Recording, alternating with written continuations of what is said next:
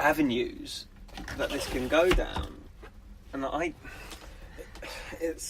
don't know. It's like it's only because all the reports I'm reading, all the articles I'm reading about Theresa May and the deal she's trying to negotiate with the EU is basically we're leaving the EU, but we still have all the benefits of being inside of the EU, but we're just not part of you guys anymore. So we're just like friends with benefits with the EU. That's basically what she wants. And to the EU, they're just like, what? Why? That doesn't make any sense. Why would we let you leave the EU and have all the benefits of still being in the EU, but you're not in the EU? How does this make any sense? And literally, I've funny enough, to do with Theresa May, I had another article I read today. That's why I said it was crazy. The article said,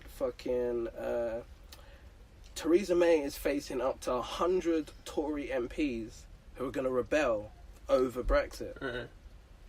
Yeah.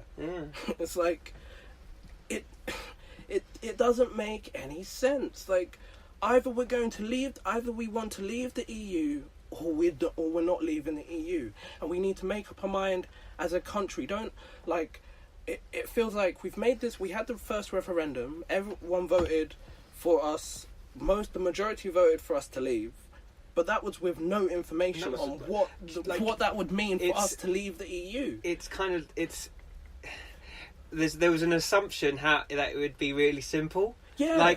But what it's proven to be, if you have an entwined sort of kind of trade deal and a relationship internationally that covers so much ground, how do you not think there's going to be some backlash and some kind of massive confusion?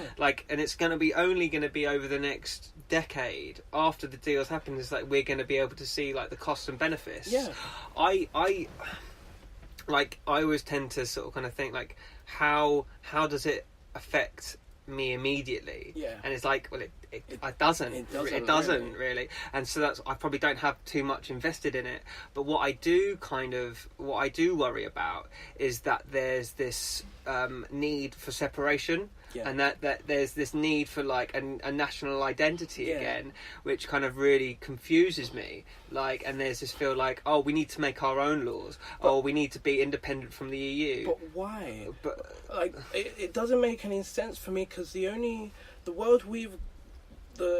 UK we've grown up in, most of us, we've been in the EU. We haven't known anything different. So the thing about leaving the EU was about stopping immigration. That was a whole load of bullshit. What? These European people who have come over here and helped our economy, and I understand there's some of them that have come over here and they're kind of taking from our help benefits and stuff like that, our benefit system. They're abusing it. I get that, but there's most of them have come over here. They're helping us. They're doing the jobs that a lot of people don't want to do, but they're complaining that they're coming over here and taking your jobs. What fucking jobs are they taking? If you're employed and you're working and you're making honest money, then what jobs are these people coming over here and taking from you, bruv? If you still got a house and you're surviving, what are these people taking from you immediately for you to be we don't want these guys in our country? The people that helped make the EU the EU. Not even that. The biggest thing that pisses me off the most is because the UK wouldn't be the UK without fucking immigrants. And that's the biggest thing that pisses me off. You all want to be you dislike these immigrants that have come into the country and helped you guys, build you up to be what you are, but then now you just want to be well, let's make it us. Let's be the UK again. Let's national. But guys, where was that spirit all this time ago when you ripped from other people's countries to make your country? That's kind of that's what almost it's the pride of Britain. Yeah. It's the top of the hierarchy. Yeah. It's kind of it's when Trump says we're gonna win again. Yeah. We're gonna win again. We're gonna make America great again. We're gonna make America great again. We're gonna start winning. Yeah. I was also like what winning was sort of kind of like dominating the market and exploiting and like that's when you had great economic and sort of kind of prosperity. But like let's face it, like economic and prosperity comes at the detriment of someone else. Like that's, and it's the not feeling, not wanting to share, and it's the fear of the other. And you know, the more that kind of gets this kind of anxiety and this fear of the other gets piped up, it's like I wouldn't believe like most of the articles I read, because in some sense they come from a biasing. Of course. Like, you know, I always feel like what is my personal experience of that? Has it ever been hard for me to get a job? Not necessarily, no, because I've known where to learn. I know what I want to do, and I know what I want to go and get. It hasn't necessarily been hard for me to get a job, nor have I had personal experience with seeing how multiculturalism has had a detrimental effect on it. I can see that there are some pockets around the UK that are struggling with sort of that integration and that multiculturalism, but that usually kind of comes from like extreme groups, and that's like either extreme groups from a British nationalist standpoint, like the EDL, which I don't know too much about, but it seemed kind of quite like an extreme push against multiculturalism. And on the other side of that, like what they're pushing against is this other kind of extremity, which is trying to make the UK Sharia, and that's kind of, and we don't really kind of want to sort of kind of like, look, well, both of these are kind of issues, like let's try and diffuse it.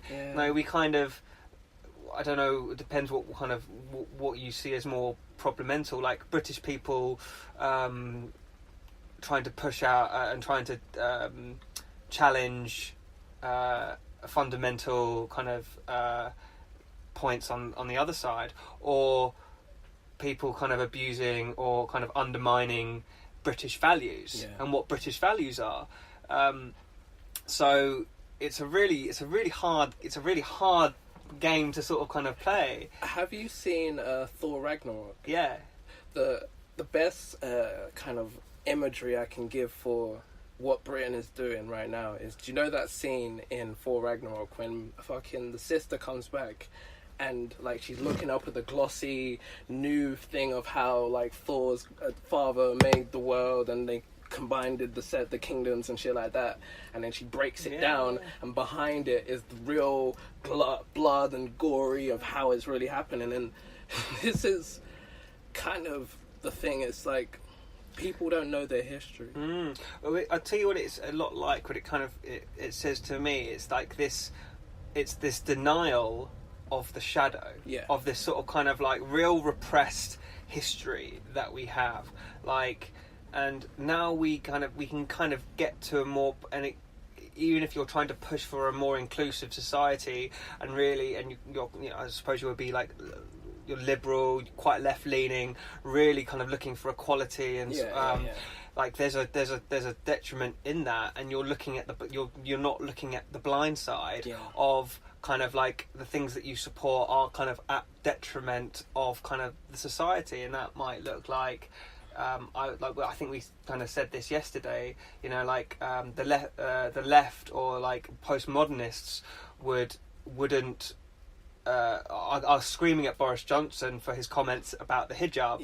But the hijab could well be considered a symbol of the patriarchy and male oppression on women, and it could be. It could be. Depends on your perspective of how you look at it.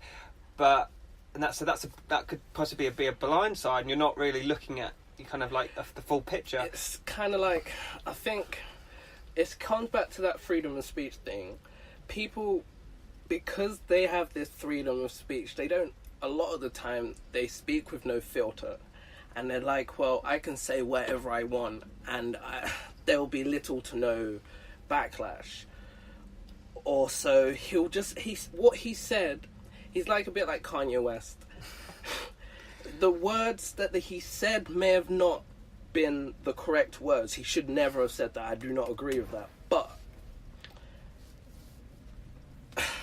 there could be, like, I don't know the right words to say it, but he could have said it in a different way, is what I mean. Yeah. He could have said it in a completely different way, but the thing that... But he's a clown. Yeah, exactly. You know, like, and that's kind of what we've come to sort of kind of know. For Boris Johnson, he's gonna, and I would probably say he probably says that with, in some sense, for political gain. Yeah. Because it kind of puts him in the public eye. Yeah. And that's where he wants to be. Yeah. You know, he might say stupid things, but that he's always said stupid things, and he's always kind of sustained popularity. Exactly. He has said so many offensive and so many potentially racist things over the years, and he hasn't lost any political gain. No one's called for his job. Everyone just thinks he's a lovable idiot.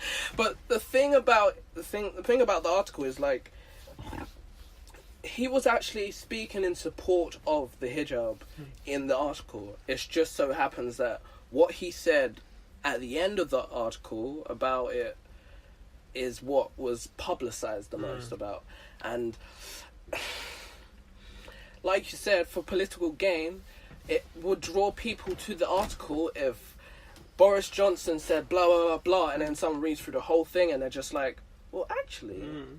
He was speaking in support of this thing, but he just happened to say a crazy thing at the end. A lot of people read it, because when I read crazy articles, and it's usually the headline that hooks me in, and I read it, I'm just like, well, actually, it's not actually as bad as as crazy as you make it sound on this headline. But what that is, that's a backlash. It's like, that's almost the people who would write that article and sort of kind of, or who would make out to say, like, Boris Johnson is acting racist, is people who are trying to take that kind of conversation off the table, and take the conversation about the hijab and about, like, cultural sort of kind of things that are now integrated into British culture off the table. And why should we take important matters off the table? It shouldn't be taken just off. Because it's either a religious subject, or it's potentially people might get offended. Yeah, exactly. And but I think people think that they know everything,